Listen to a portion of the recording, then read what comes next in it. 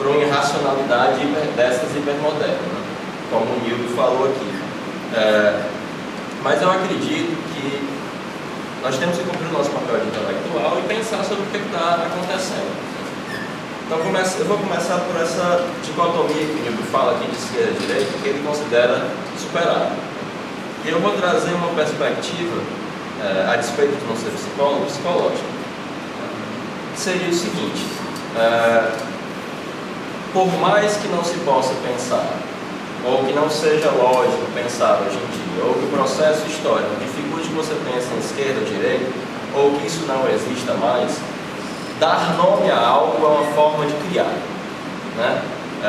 E isso já está nas escrituras, porque Deus é o Logos, é através da palavra que Ele cria. Na hora que você dá um nome para uma coisa, também está criando essa coisa. E há um dado identitário aí entre esquerda e direita, que há pessoas, por exemplo, eu me assumo como um intelectual de esquerda, né? Isso significa algo para mim dentro dessas individualidades que emergem na pós-modernidade. E é o mais interessante, agora, no que concerne ao Brasil, o mais interessante é perceber que existem pessoas que se assumem como esquerda, mas a direita, ela é um tanto quanto difusa. Mesmo aqueles que importaram o discurso pentecostal da extrema-direita norte-americana, de base de fundamentalismo cristão, eles não vão, apesar do discurso, evidentemente o discurso daquele que é de base conservadora, eles não vão abrir a boca para dizer que é de direita. Eu não vejo esse povo assumindo a direita, a não ser aquelas coisas mais folclóricas, do integralismo, né, Ninguém abre a boca no Brasil para dizer que é de direita, né? Eu não vejo. Mesmo porque, em certa medida, mesmo o PSDB, ele é um partido neoliberal. Então ele tem uma pauta, a rigor, liberal, né? Em que eles têm várias posturas que a gente consideraria de direita, mas eles podem, com uma certa razão, se dizerem liberais, num certo sentido, e se colocarem mais à esquerda. E a exceção, por exemplo, desse deputado de Goiás que propôs a coisa da cura gay, como ficou conhecido, que é mesmo, eles não defendem as coisas tanto da extrema-direita. O que eles têm é um pacto com o capital internacional para estabelecer isso que você chamou corretamente de anarcocapitalismo aqui, né? E o mais interessante é que esse discurso, ele é o discurso tácito da quase 100% das publicações e dos jornais do Brasil. O que leva a ter algum sentido essa dicotomia entre esquerda e direita. Então veja, qualquer pessoa que leia a Época ou a Veja com algum grau de senso crítico, todas as reportagens da Veja, da Época, dessas revistas, elas partem como a Folha, exatamente, elas partem como sendo um discurso natural, autoevidente e lógico do Estado mínimo, a economia neoliberal, e as críticas que eles dirigem ao governo do PT são sempre dizendo: olha, isso aqui é natural, isso aqui é autoevidente, deveria ser assim, e eles fazem o contrário. Então eles fazem essa angulação. E é importante perceber alguns aspectos, e aí eu vou fazer menos uma análise teórica mais dura, ou desse panorama que o renomado professor Nildo traçou aqui. Eu vou dar mais vez a minha verve de empirista, né, de pensar o que é que está acontecendo e ver algumas das características. Primeiro, é inegável que a maneira como a coisa se disseminou, ela é uma maneira bastante classe média, né? Eu me recordo que nas últimas eleições eu vi as pesquisas sobre o quanto a internet influenciava nos votos. Só 4% do eleitorado tinha o seu voto decidido por influência da internet. Isso há que se repensar, visto essa movimentação. Mas quem faz uso disso, né, dessa maneira, eu posso estar enganado, porque hoje em dia os celulares, esse tipo de coisa é muito comum, mas me parece ser uma coisa muito classe média, muito a cara do que foi essa passeata dos médicos. Playboy, bem vestido, todos brancos, né, pela Paulista, reclamando dos comunistas que vinham de Cuba. E é também interessante perceber que o discurso basilar do que foi a rua, ele é um discurso que ele é do senso comum para baixo, e ele o para baixo é um senso comum que é estabelecido por uma pauta que não vem da internet. Porque a internet ela se coloca normalmente ou no esquema de extrema ignorância e extrema direita, né, em que se circulam boatos, calúnias, ou em um posicionamento crítico com relação àquilo que surge na mídia, né. A grande mídia ela começa a ser demonizada, mesmo por essas pessoas mais à direita, né, ou com um discurso mais conservador, mas é mesmo essas pessoas que agora demonizam a direita, elas são, seu discurso ou a que demonizam a grande mídia, seu discurso é informado pela grande mídia, pela Globo e pelas 5 grandes famílias que dominam toda a mídia, né, brasileira. Então você tem aí algo a se pensar, porque, por exemplo, onde é que nós encontramos essas evidências de que mesmo essas pessoas que estão indo contra a Globo, elas são informadas pela Globo? Onde é que empiricamente eu vou ver isso nesse discurso que circula, né? E aí nesse ponto eu vou discordar do renomado professor Nilo Teles, pelo grande apreço que eu tenho, né? De que assim, não é possível ter um golpe. Rapaz, está aí o Paraguai para se mostrar como é que faz um golpe hoje em dia, né?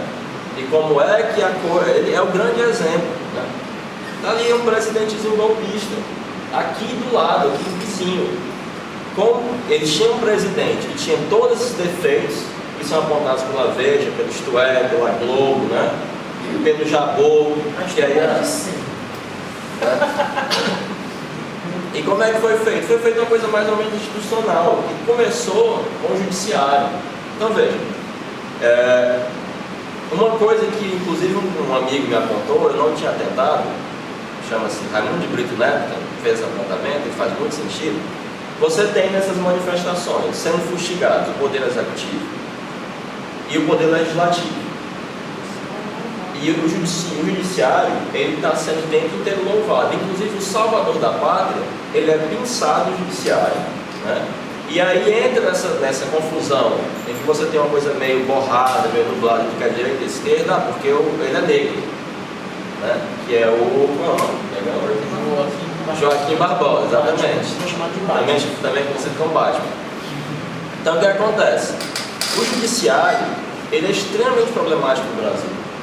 E os juízes, eles têm muitas regalias, eles ganham muitos salários extremamente elevados, eles trabalham muito pouco. O nosso judiciário, ele tem grandes problemas, e isso não está sendo tocado, em momento nenhum. Por quê? Porque o judiciário, inclusive, se você pegar as reportagens da época da Isto É, antes da eleição, era toda semana na Folha, na época da Isto É, mensalão, toda semana. E se louvava a figura do Joaquim Barbosa. Pois bem, o judiciário não está sendo tocado. Além disso, há algo de uma extrema direita no discurso que vai às ruas, na crítica ao parlamento. Porque se coloca, fala-se dessa PEC que quer reduzir pela metade, para 100, sei lá, o número de parlamentares. Porque o discurso de base disso é: todos os parlamentares são ladrões, eles são ineficientes, eles não trabalham. Ora, se você assume esse discurso tacitamente como correto, se você defende que diminua, que tire todas as regalias, isso, aquilo, outro, se em algum momento alguém tiver a ideia de fechar o parlamento é ruim, cara. O parlamento é ruim. Todo mundo que for à rua concorda que o parlamento é uma coisa ruim. E a primeira coisa que você faz ao instaurar um regime de exceção é fechar o parlamento. Além disso, uma coisa que é muito perceptível para mim, e aí eu concordo, eu vou fazer uma discordância sutil com relação ao renomado professor Nilo Teles, porque eu não acho que a classe média tem o cérebro do tamanho de uma ervilha. A classe média só fica com o cérebro do tamanho de uma ervilha quando morre. Sabe por quê? Porque incha, né? Então veja, as críticas, uma coisa que salta aos olhos para mim é que naquilo que em psicologia se chama de nossa consciência supra-individual, que é a cultura, que é o que dá liga para a nossa sociedade, há grandes lacunas acerca do que diz respeito ao que é a república, o que é a política, como funcionam as instituições, o que são as instituições, e nesse ponto, nessa falha da consciência, é que surge o desejo quimérico. As críticas que são dirigidas a Dilma, ou ao que se pede que ela faça, é algo que você pediria a um monarca ou a um ditador, a alguém que tenha poderes absolutos, alguém que possa resolver enquanto personalidade. Isso me preocupa porque isso é muito revelador de uma psicologia de massa. Porque ao mesmo tempo que está postas essas pequenas individualidades na piada, as pessoas que estão imersas naquilo ali, como eu experimentei indo a essas passeatas, diferente das passeatas do nosso tempo, dos velhos comunistas, né? Quando a gente estava gritando fora FHC, fora FMI, quem sabia o que estava fazendo, elas se pautam por uma profunda inconsciência. Tem um monte de gente lá, transido por estar na rua, por estar fazendo alguma coisa, por estar fora de casa, mas que efetivamente não sabe muito bem para onde está indo, o que é que está fazendo e está seguindo uma manada. E é natural que surja esse desejo por um líder que compense sendo uma personalidade, a ausência de personalidade despersonalismo na massa. Isso se projeta na Dilma, mas de uma maneira negativa, como projeção negativa, porque ela não é, porque ela não faz, porque ela respeita o jogo democrático. E essa coisa do Joaquim Barbosa e tudo, eu acredito que a gente tem sorte de não ter o restante dos elementos necessários para que esse desejo quimérico se personalizasse em alguém que realmente desejasse se colocar acima da República e fechar o poder. Eu acho que isso não há. Mas me parece muito claro que há isso. O aspecto que você poderia dizer apartidário, na verdade, ele passa também por uma incompreensão generalizada do que é o partido. A maioria das pessoas nunca teve vivência partidária, nunca se interessou, viveram na apatia. Inclusive saiu um quadrinho muito interessante esses dias no Facebook. Um partido dizendo assim, nossos jovens são muito apáticos. Aí o segundo quadrinho, fora Dilma, não sei o que e tal. Aí no outro quadrinho, ele, poxa, eu era feliz e não sabia. Porque da apatia, você sai para esse discurso difuso que pode deslizar muito facilmente para algo extremamente conservador, sem que nem se perceba. Agora, além disso... Pois é, exatamente. Está aí, no Egito você tinha ali um islamismo que queria estar no poder há muito tempo, extremamente organizado, extremamente coeso, que na hora que os caras subiram lá, esse cara vai ficar, vamos tirar aqui e é nós, né? De repente uma hora a gente vai ter isso com esse cristianismo aí maluco que está surgindo, que tem cada vez mais aprendido com as missões americanas, e aqui a gente não tem os judeus no parlamento para contrabalancear o negócio, não tem. A gente não tem isso, né? E só se enxerga as mazelas, não se enxerga a importância. Por exemplo, uma coisa que eu já fui muito criticado no Facebook: corta o salário do deputado, acaba com todas as regalias, ele só tem o salário dele, não sei o quê. Mas as regalias do deputado é o que permite que um cidadão comum, que não vai roubar e que não é financiado pelos ruralistas, possa ser deputado. Aí o pessoal fica fazendo a comparação com a Suíça.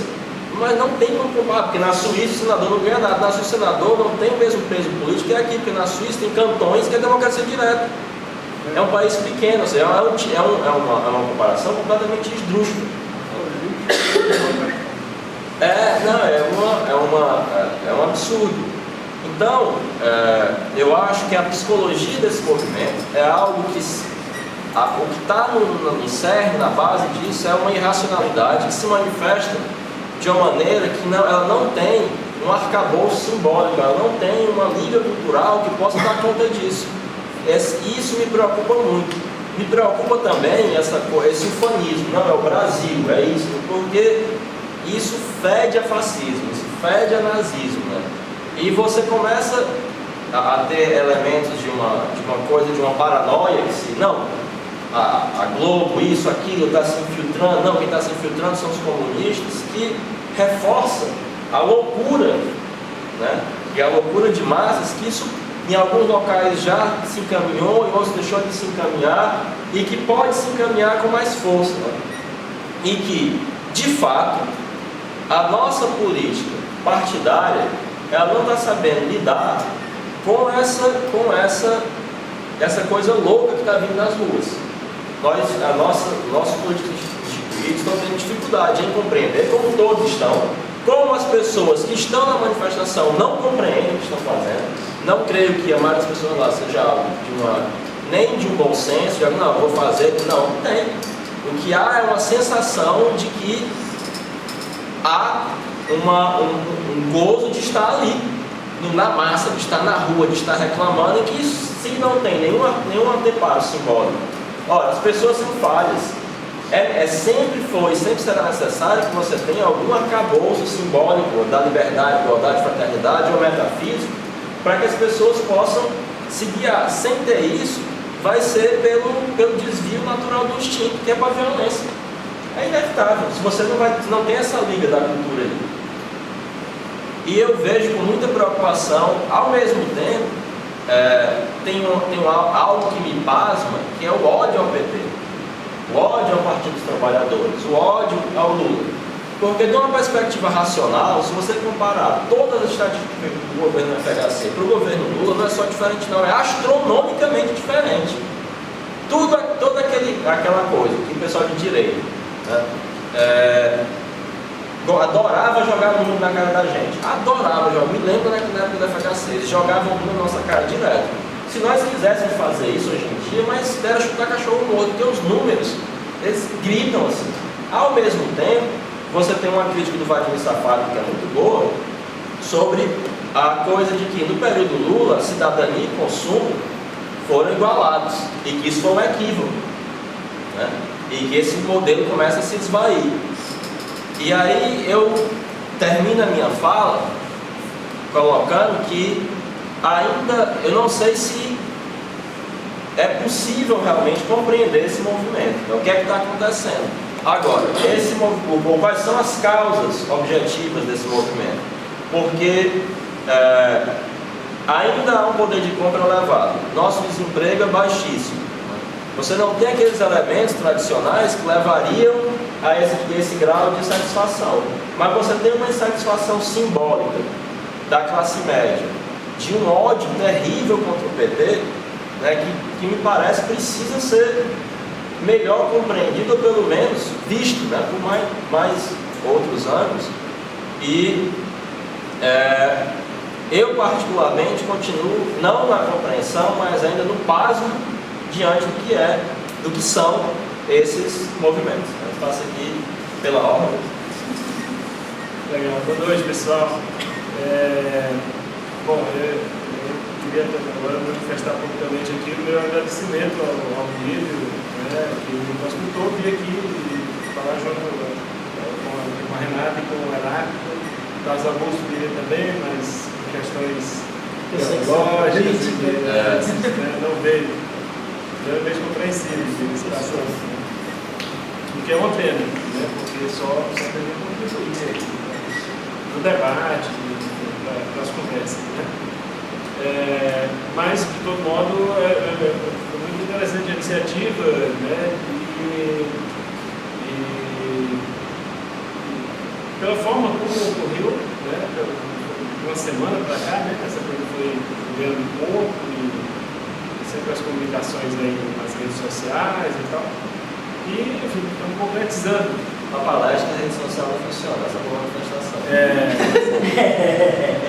Na próxima a gente chama alguém para dar uma palestra aí também. Quando eu chamei a Renata, eu achei que ela estava em São Paulo, então eu tinha usado mesmo isso aqui, né? Mas ela disse, não, estou aqui, tudo bem. Mas, gente, assim, eu queria começar aqui, eu espero ser curta, porque assim, a ideia é que nós falemos aqui e depois vocês, né, também falem e a gente possa transformar isso aqui num grande debate, né, sabe? Mas bom, eu pretendo começar fazendo um gancho, assim, como o Heráclito falou agora por último, certo? Só um pequeno gancho para aí sim, a partir daí começar a falar como eu tinha preparado aqui, a partir do discurso do Newton. Eu tinha algumas coisas em mente, né, que eu anotei aqui, né, para tocar a conversa, mas o Newton foi falando e o que eu escrevi foi se encaixando, enfim, acabei montando uma historinha. Mas só para não perder esse gancho aqui, a partir do que o Heráclito falou, eu queria fazer uma pequena pequeno adendo aí, um acréscimo ao que ele falou. Com relação ao problema da cidadania e consumo, né, da relação, eu não vi esse texto do Safato, até agora que gostaria de ter visto, apesar de não compartilhar com muitas das coisas que ele escreve, mas gostaria de ter visto. Tá? Inclusive porque um grande amigo meu escreveu um texto tocado exatamente nesse assunto, né, da transformação do cidadão em consumidor. Tá certo? Agora, o que eu teria a discordar, se o discurso do Safato foi nesse sentido, o que eu teria a discordar é que, de fato, isso não começou com o mundo, né? Essa transformação, e nem só aqui no Brasil, né? Essa transformação do cidadão em consumidor, essa transformação, ela surge, ou ela ganha corpo, no momento em que a sociedade mesmo, falando sociedade como um todo, né? Pelo menos nisso do chamado mundo ocidental, né? As relações de produção, né, foram se encaminhando para tornar o comércio, né, de um modo geral, como o grande núcleo do que se chama de capitalismo. Né? A partir daí, essa ideia de cidadão como consumidor ganha corpo. Tá? Aqui tem uma série de outras questões aí envolvidas. Por exemplo, né, a transformação do cidadão, a lei de consumidor, em número. Né? E isso, claro, o PT e a administração, né, dos governos, o PT não fugiram a isso. Tá? Isso antes, no FHC também, agora também a mesma coisa. Tá? Todo o panorama social é avaliado em termos de números. Né? O aspecto qualitativo, nesse sentido, ficou reduzido a praticamente nada. O que importa são números.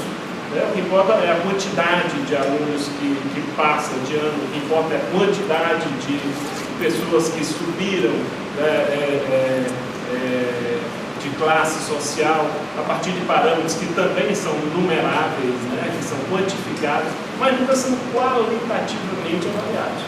Esse aqui eu acho que é um grande problema, que precisaria se levar em consideração quando a gente trata dessa relação entre cidadão e consumidor. Bom, era só uma adendo que eu queria completar, concordando com o que o Leandro falou e discordando aqui um pouco do Safato, assim, que foi nesse grupo. Muito bem. Partindo agora para o que eu gostaria de falar, né, eu queria começar, né, tentando compreender a posição do teórico, certo? Eu não gosto dessa palavra intelectual, que eu acho que é terrível, né? Foi mais teórico, que remete ao grego, né? A teoria para o grego era uma antevisão, né? Era uma visão interna, uma reflexão, né? Para fazer um termo relativo. Então eu prefiro muito mais teórico. Tá? Então qual é o que é que o teórico faz numa hora dessas? Né? Dizendo de uma forma clara. Diante de todo esse panorama que a gente está vivendo, o que é que o teórico tem a dizer, o que é que o teórico faz, qual é a atitude do teórico? Tá? E não são poucas aqui as variantes, né? Porque tem teórico para tudo que é posição, para tudo que é perspectiva. Né? Desde o teórico que acha que tem que ir para a rua, que tem que ir lá levar bala de borracha no escuro, até o outro que resolve que senão a história dele não é essa. Tá? Eu acho que fundamentalmente, né, essa é a minha posição, é praticamente impossível, esse é o grande problema da teoria, né? A fraqueza, não tem outro jeito. O teórico ou está aquém ou está além das coisas que estão acontecendo, certo? Ou ele está enxergando muito mais lá na frente, e ele vai ser um incompreendido, né? Ou ele vai falar coisas que no dia seguinte a realidade desdiz, que ele acabou de falar. Isso a gente pode constatar no dia a dia das redes sociais. Né? As pessoas falavam coisas, eu mesmo falei coisa no dia seguinte, eu já tinha uma virada de mesa e nada mais daquilo estava valendo. Então, a posição do teórico é muito incômoda nesse sentido, porque o que ele fala sempre vai estar, ou pode ver, ou aquém do que a realidade apresenta, ou além. ele vai estar falando coisa que de repente pode nem acontecer, mas que diz algo extemporâneo, né, nesse sentido. Né? Está sempre vai lá na frente, né, enquanto as coisas estão acontecendo aqui. Tá? Então é uma posição complicada. Eu considero que é preciso sim, para o teórico, um distanciamento, certo? E um distanciamento que não é um distanciamento só temporal, não é preciso só deixar as coisas acontecerem, né, para que a partir daí se pense a respeito, certo? É preciso também que se tenha uma distância mesmo espacial, né? Eu não, essa é a minha posição, né? Eu não vejo o teórico, a não ser que quando ele estiver lá, ele jamais não vai ser um teórico, ele vai ser um manifestante, tá? Ele vai ser um criações prático, tá? Mas ele não vai estar teorizando. Ele teorizando tem que sair do campo de batalha, digamos assim. Né? Ele tem que ir para algum campo, parar, calmo, que ele possa minimamente sossegar, pensar a respeito do que aconteceu e escrever. Tá certo? Muito bem, essa é a primeira questão que eu queria colocar, né? O primeiro ponto que eu queria colocar. A necessidade de distanciamento do teórico. Tá certo?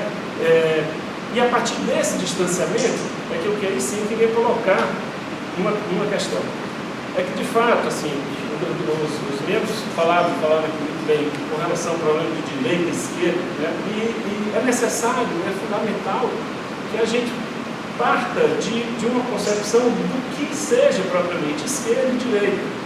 Tá? Eu claro, não teria aqui como dizer, né? A direita e a direita é isso, a esquerda é isso. Porque qualquer opinião pode estar aqui pisando em ovos. Mas é preciso que a gente parta primeiro de uma reflexão nesse sentido, perguntar o que é propriamente direita e o que é propriamente esquerda. Bom, eu me arrependo amargamente que eu não imaginava que a coisa fosse caminhar para esse lado. Eu me arrependo amargamente de não ter reassistido um vídeo que eu assisti há poucos dias, postado por um colega no Facebook,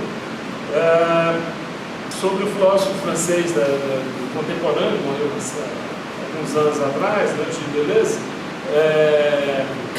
sobre a esquerda, né, a posição do Deleuze com relação ao que é esquerda, o que é ser de esquerda para Deleuze. Né? E para Deleuze, muito além de um mero posicionamento partidário, né, ser de esquerda era muito mais uma condição, de impermanência. Né? Ou seja, e aí eu limpo aqui, faço a ligação com a questão da transgressão. Tá? Ser de esquerda nesse sentido é transgredir. Certo? É transgredir com o quê? Com o estabelecido. Né? Transgredir com o que está estabelecido. Nesse sentido, partindo, claro, desse ponto de vista aqui do Deleuze, ser de esquerda, um governo, por exemplo, jamais seria de esquerda. Certo? No momento em que o governo é algo estabelecido, é algo posto, jamais vai ser de esquerda. Tá certo? Mesmo que seja um governo de esquerda, que tenha suas raízes na esquerda. Tá? E eu considero... Do dever minoritário, exatamente. E foi bom você ter lembrado, eu assisti só uma vez, achei tão legal, mas eu, com outras coisas na cabeça, acabei não revendo, reassistindo esse texto e de fato pegando, né, muitas coisas interessantes. Mas enfim,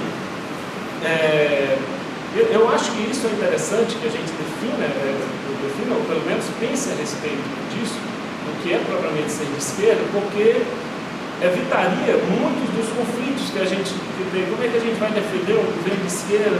Será que o governo da Dilma é um governo de esquerda? Mas como é que é um governo de esquerda se conhece com tantas articulações aí com bancadas evangélicas, o rabo preso, não tem mais rabo preso porque só tem um rabo, né? Mas se tivesse mais, a imagem talvez seja melhor de um polvo, né? O Lula, né? Todos os tentáculos aqui amarrados.